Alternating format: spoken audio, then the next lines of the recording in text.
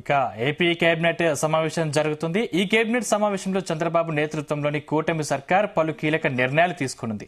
AP cabinet లో తొలి సమావేశం జూన్ 24న జరిగింది. ఆ సమయంలో mega DSC, land titling act రద్దు, అన్న క్యాంటీన్లు పునరుద్ధరణ, సామాజిక భద్రతా పింఛన్లు 3,000 నుంచి 4,000కు పెంపు, ఇతర కేటగిరీలలో కూడా 2 3 పెంపు, రాష్ట్రంలో స్కిల్ సెన్సెస్ లకు సంబంధించిన నిర్ణయాలకు కేబినెట్ లో ఆమోద ముద్ర పడింది. అలాగే విజయవాడలోని హెల్త్ యూనివర్సిటీకి తిరిగి ఎన్టీఆర్ హెల్త్ యూనివర్సిటీగా పేరును పునరుద్ధరిస్తూ కేబినెట్ లో నిర్ణయం జరిగింది. ఇక నేడు జరగనున్న ఏపీ కేబినెట్ సమావేశం ఆసక్తికరంగా మారింది. ఇవాల్టి సమావేశంలో ఎలాంటి నిర్ణయాలు తీసుకుంటారనేది చర్చనీయాంశంగా మారింది.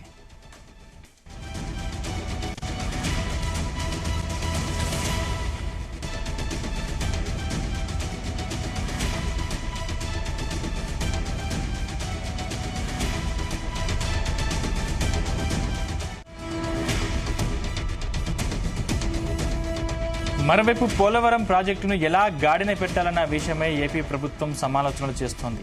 మిగిలిన పనులను ప్రస్తుత కాంట్రాక్టు సంస్థతోనే చేయించాలా లేక కొత్త ఏజెన్సీని పిలవాలా అనే విషయంపై చర్చిస్తోంది.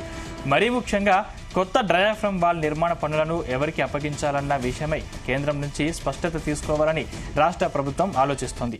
ఈ మేరకు జలవనరుల శాఖపై ముఖ్యమంత్రి చంద్రబాబు సమీక్ష నిర్వహించారు. ఈ సమీక్షలో జలవనరుల శాఖ పోలవరం ప్రాజెక్టు పరిస్థితి, భవిష్యత్తు పనులపై కీలక ప్రతిపాదనలు చేసింది. కేంద్ర ప్రభుత్వం వద్దని పదే చెప్పినా 2019లో జగన్ సర్కార్ కాంట్రాక్టు సంస్థను మార్చేసింది. ఆ తర్వాత డయాఫ్రమ్ వాల్ దెబ్బతింది.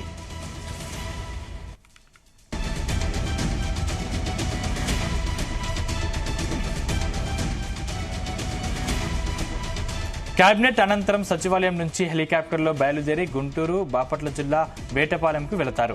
అక్కడి నుంచి రోడ్డు మార్గంలో చీరాల, జంద్రాపేటలో గల BV&BN హై స్కూల్ గ్రౌండ్ కు చేరుకోనున్నారు. అక్కడ జరిగే జాతీయ చేనేత దినోత్సవంలో సీఎం చంద్రబాబు పాల్గొనున్నారు. చేనేత కార్మికుల గృహాలకు స్వయంగా వెళతారు. అనంతరం వీవర్స్ సర్వీస్ సెంటర్ స్టాల్ సందర్శిస్తారు. స్థానిక చేనేత కార్మికులతో సీఎం చంద్రబాబు ముఖాముఖి సమావేశమవుతారు.